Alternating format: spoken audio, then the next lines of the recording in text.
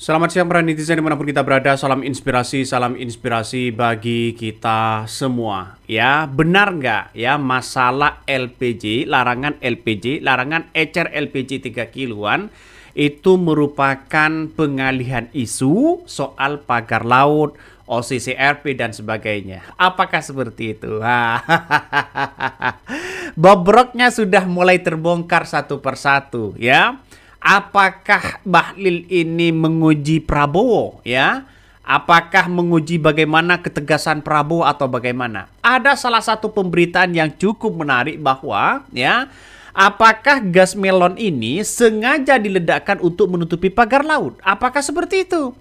Tapi muncul narasi-narasi ya asumsi masyarakat begitu kan ya, kebijakan Bahlil yang sangat kontra pidato Prabowo bahkan seolah-olah mengorbankan rakyat patut dia diduga bermotif. Satu, masalah alihkan isu OCCRP, judul di Kominfo perampasan hak ya, hak rakyat milik negara oleh PSN PIK ya.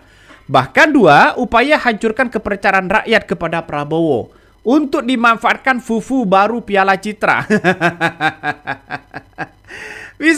Bisa saja pernyataan ini benar. Karena apa? Karena kita tahu bahwa ya, kenapa seorang menteri tidak memberitahu dulu terhadap seorang presiden? Kan seharusnya kan beritahu.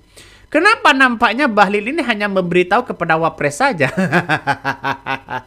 Sehingga Wapresnya datang sebagai hero begitu kan, ya, sebagai penyelamat, sebagai solusi, dan pada akhirnya mengatakan apa? Kalau ada apa-apa bilang ke saya. Ini kan logikanya di situ. Sehingga banyak muncul narasi-narasi itu, apakah benar ini larangan LPG ini benar-benar ada isu yang kemudian ada pengalihan isu yang kemudian masyarakat lebih fokus pada LPG dan sebagainya. Nah, atas desain siapa? Nah, itu kayaknya mesti dipertanyakan begitu. Ya, berbeda dengan apa yang kemudian disampaikan oleh para netizen begitu. Jangan-jangan masalah gas ini cuma pengalihan isu yang sengaja dibuat sesama ya menteri untuk buat orang-orang lupa soal pagar laut. Instruksi dari Solo kah? Ini komentar dari netizen. Kabarnya banyak pengamat ya banyak berasumsi begitu bahwa ya tidak lain dan tidak bukan kenapa di era Mulyono 2 periode saja masalah LPG ini tidak bisa diatasi, dan sekarang Bahlil nampaknya ingin menunjukkan kekuatan mereka, apakah menteri sekuat presiden atau sekuat wakil presiden tiba-tiba juga tidak kuat, dibatalkan oleh seorang Prabowo ketika membuat kebijakan. Jadi yang namanya pembantu, ya, yang namanya pembantu presiden, apapun yang terjadi boleh melakukan apa saja, tapi harus berkoordinasi dengan seorang presiden.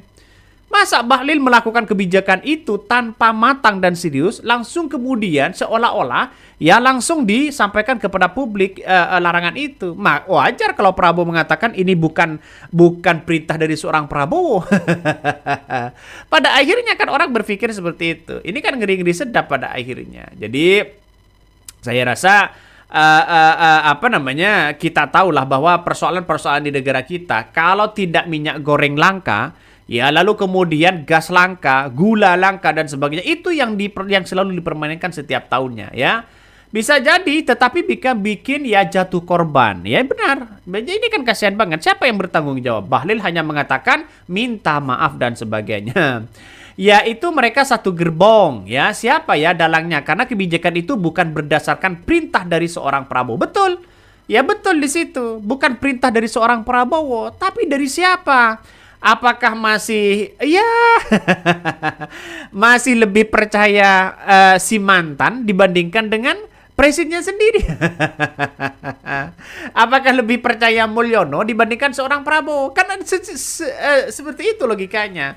Pada akhirnya orang-orang akan menceritakan bagaimana ya Indonesia saat ini dalam situasi dan kondisi seperti ini, apa-apa mahal, apa-apa seolah-olah dibuat susah dan sebagainya, dan pada akhirnya orang akan buka suara begitu kan ya. Wajar kalau rakyatnya itu mengkritik habis-habisan. Karena apa? Karena yang menggaji pemerintah itu adalah rakyat ya. Coba kita baca lagi di sini ada komentar-komentar netizen nih. Hati-hati terhadap manuver menteri titipan ya dari toksis seperti ini. Apakah ini menjadi pintu untuk masuk ya, untuk menjatuhkan wibawa Presiden Prabowo? Nah, inilah yang kemudian tidak diinginkan. Kenapa? Kalau ini benar-benar menjatuhkan marwah sebagai seorang Presiden Prabowo, nampaknya Prabowo ini sudah tersandra di sekeliling itu. Siapa mereka? Ya, titipannya Mulyono. Pada akhirnya ngeri-ngeri sedap, bos, ya. Pada akhirnya ngeri-ngeri sedap. Kalau titipan-titipan Mulyono ini diberantas, maka Prabowo leluasa, ya. Mau calon lagi gampang sebagai seorang presiden karena mereka punya kekuatan. Makanya saya kira mulai dari presiden-presiden sebelumnya, Pak SBY 2 periode, Jokowi 2 periode, Prabowo nampaknya ingin 2 periode. Kenapa? Karena kita lihat saja dari beberapa presiden yang ada begitu kan, yang sudah menjadi mantan, hanya satu yang kemudian ingin ngebut menjadi 3 periode. Siapa mereka? Nggak tahu, wallahu alam. Ya, masyarakat pasti tahulah. Ya, karena realitasnya ya kenapa setiap tahun itu muncul narasi-narasi itu begitu kan. Ya, kalau tidak minyak goreng langka ya gula langka. Kalau tidak gula langka ya beras langka. Semuanya seolah-olah didesain sedemikian rupa. Sebenarnya cukup satu begitu kan ya. Kalau kita mengamati betul ini hanya permainan harga saja. Hanya permainan harga, bos, ya. Kalau nanti begitu seolah-olah langka, ya maka harga LPG itu semakin mahal. Kalau tidak langka, ya tidak mahal. Inilah permainan-permainan sebenarnya. Jadi sehingga orang-orang yang kemudian ada begitu kan, ya, yang nimbun sana sini bisa saja melakukan hal-hal yang tidak diinginkan di situ. Ngeri-ngeri sedap pada akhirnya. Coba kita baca beritanya ya. Sebut gas LPG 3 kilo tutupi kasus pagar laut hingga nominasi OCCRP. Netizen curiga instruksi yang di Solo kah? Ini pertanyaan ya. Coba kita baca.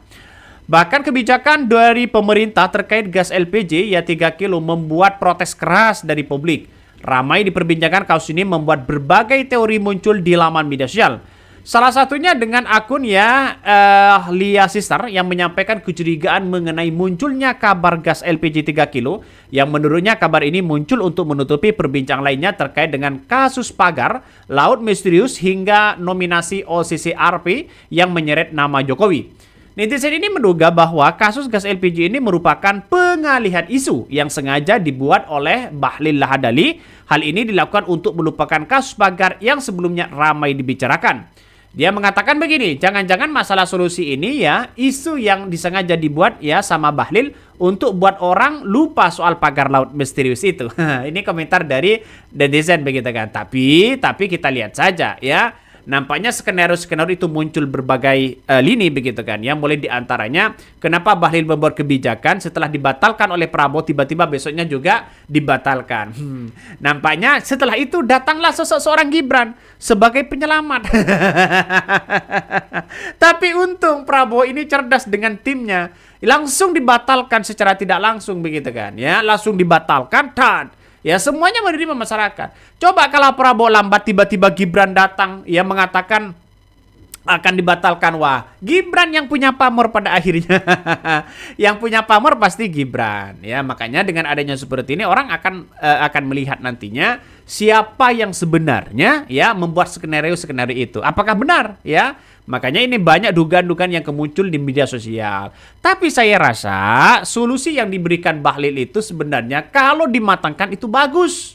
Asalkan ya pemerintah benar-benar melihat ya pangkalan itu apakah benar-benar efektif atau tidak. Takutnya memainkan harga. Yang pangkalan itu bisa saja bekerja sama dengan orang lain. Itu yang ditakuti begitu kan. Oke, mungkin itu yang kami sampaikan ya. Tonton terus channel Hodari Podcast Rakyat ini. Jangan lupa di subscribe.